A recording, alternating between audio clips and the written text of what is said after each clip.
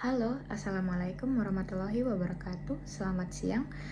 Terima kasih sudah memberikan saya waktu untuk mempresentasikan seminar proposal yang sudah saya kerjakan ini. Eh, Pertama-tama saya ingin berterima kasih kepada Ibu dosen pengampu mata kuliah metode penelitian, Ibu Yusnaini, dan izinkan saya memperkenalkan diri. Nama saya adalah Larisma Sidabalo, NPM 228330060. Dan di sini saya akan mempresentasikan judul seminar proposal yang sudah saya kerjakan, yaitu evaluasi penerapan sistem informasi akuntansi pendapatan terhadap pengiriman barang pada PT Jalur Nugraha Eka Kuret JNE Express Cabang Medan.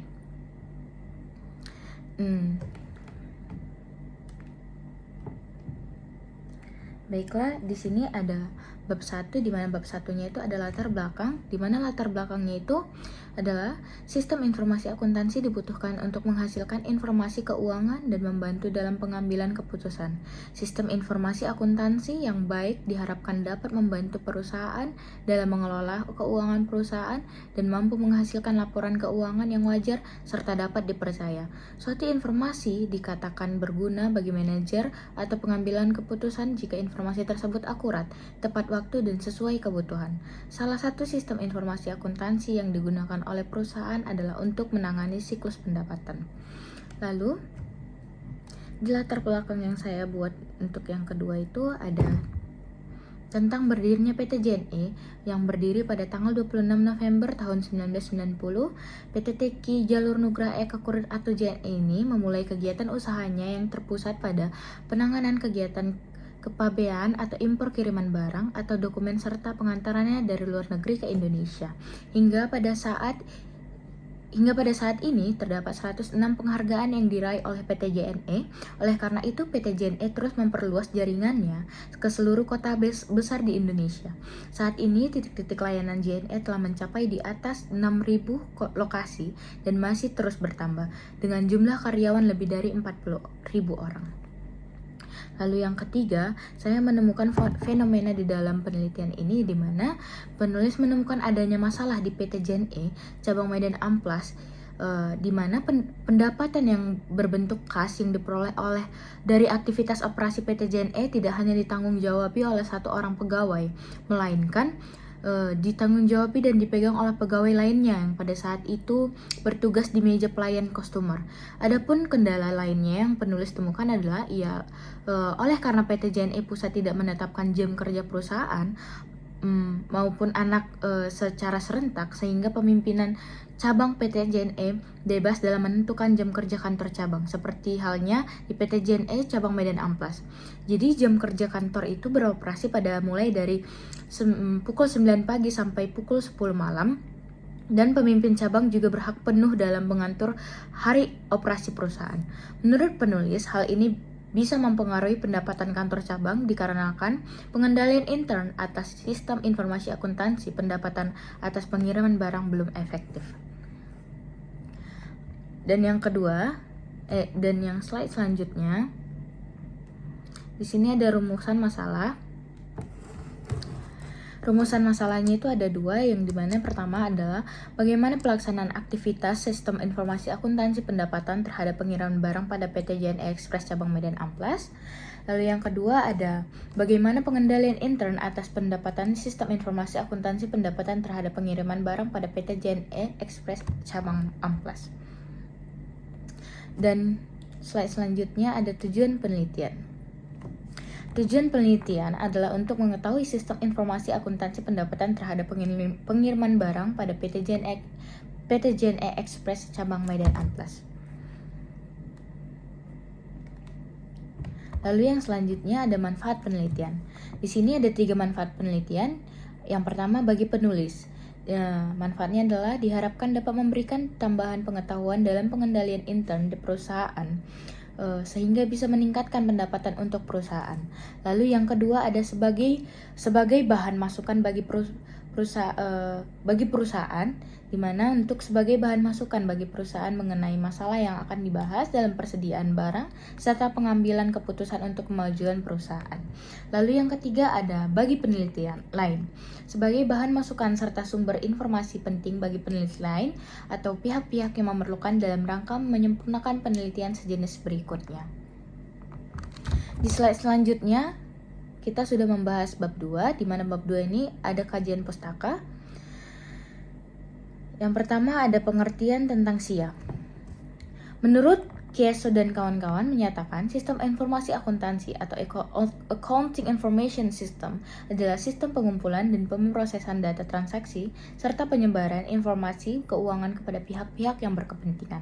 Lalu yang kedua, menurut Sujawerni tahun 2015 mendefinisikan sistem informasi akuntansi adalah kumpulan elemen yaitu formulir, jurnal, buku besar, buku pembantu, dan laporan keuangan yang akan digunakan oleh manajemen untuk mencapai tujuan perusahaan. Lalu di slide selanjutnya, kita masih membahas bab 2. Di sini membahas tentang pengertian sistem pendapatan. Nah, di sini pengertian sistem pendapatan menurut Ikatan Akuntansi Indonesia dalam PSAK nomor 23 tahun 2014. Pendapatan adalah penghasilan yang timbul dari aktivitas perusahaan yang biasa dan dikenal dengan sebutan yang berbeda seperti penjualan, penghasilan jasa atau fees, bunga dividen, royalti, dan sewa. Lalu selanjutnya menurut Mulyo tahun 2017 didefinisikan pendapatan sebagai berikut. Pendapatan adalah arus masuk atau penambahan lain atas aset suatu entitas atau penyelesaian liabilitas atau kombinasi dari keduanya yang berasal dari penyerahan atau produksi barang, pemberian jasa atau aktivitas-aktivitas lain menyerupakan operasi utama atau operasi inti yang berkelanjutan dari suatu entitas.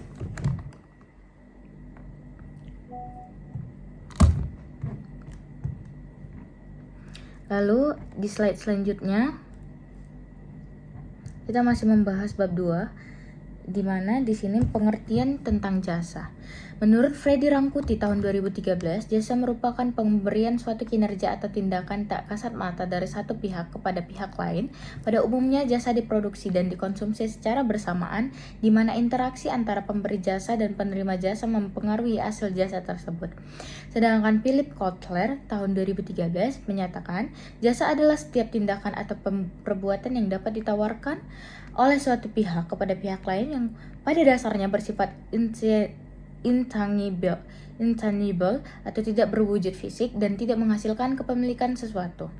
Produksi jasa bisa berhubungan dengan produksi fisik maupun tidak. Lalu di slide selanjutnya kita masih tetap membahas bab 2. Di sini kita membahas kerangka berpikir. Nah, kerangka berpikir pemikiran merupakan model konseptual tentang bagaimana teori berhubungan dengan berbagai faktor yang telah diidentifikasi sebagai masalah. Pada penulisan ini, peneliti menguraikan bagaimana transaksi pendapatan terhadap sisa informasi akuntansi, pendapatan untuk menghasilkan laporan pendapatan yang andal pada PT JNE Express cabang Medan Amplas.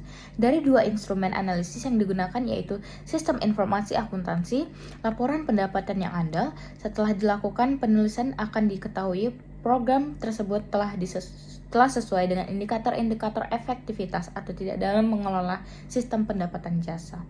Nah, yang di slide selanjutnya, kerangka berpikirnya itu sebagai berikut. Ini adalah contoh gambarnya, di mana itu adalah ada transaksi pendapatan, lalu di sini ada sistem informasi akuntansi, lalu di sini laporan pendapatan yang andal.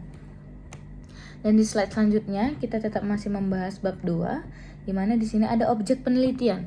Objek penelitian yang dibahas di penelitian saya ini yang pertama itu ada sejarah PT JNE Express, lalu yang kedua visinya, ada visinya untuk menjadikan perusahaan rantai pasok global terdepan di dunia, dan yang ketiga itu ada misi, di mana misinya adalah untuk memberikan pengalaman terbaik kepada pelanggan secara konsisten.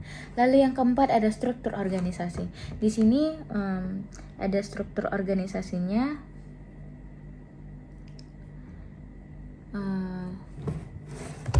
Struktur organisasinya itu terdiri dari kepala cabang, lalu ada bagian pemasaran, bagian personalia, bagian administrasi, bagian keuangan, bagian gudang, bagian operasional, dan bagian kurir, lalu bagian penagihan. Lalu untuk slide selanjutnya itu ada bab 3. Kita sudah membahas bab 3 ya, dimana bab 3 ini tentang metode penelitiannya. Di sini metode penelitiannya ada 4 macam. Yang pertama, di lokasi penelitian. Lokasi penelitian ini berada di PT JNE Express cabang Medan Amplas yang beralamat di Jalan Pertahanan nomor 37 Medan Amplas, Sumatera Utara. Lalu yang kedua ada teknik pengumpulan data. Teknik pengumpulan data di sini dilakukan dengan penelitian kepustakaan dan penelitian lapangan. Lalu yang ketiga itu ada jenis dan sumber data. Jenis dan sumber data bersumber dari dokumen PT JNE Express cabang Medan Amplas berupa sejarah berdirinya perusahaan, gambar struktur organisasi, dan data pendapatan atas pengiriman barang. Lalu yang keempat itu ada teknik analisa data. Di mana metode dengan pendekatan kualitatif yaitu analisis deskriptif yang didasarkan pada gambaran yang mendukung analisa tersebut. Baiklah, sampai sinilah seminar proposal yang bisa saya bawakan. Mungkin ada kurang atau salah kata saya, mohon dimaafkan. Selamat siang, terima kasih.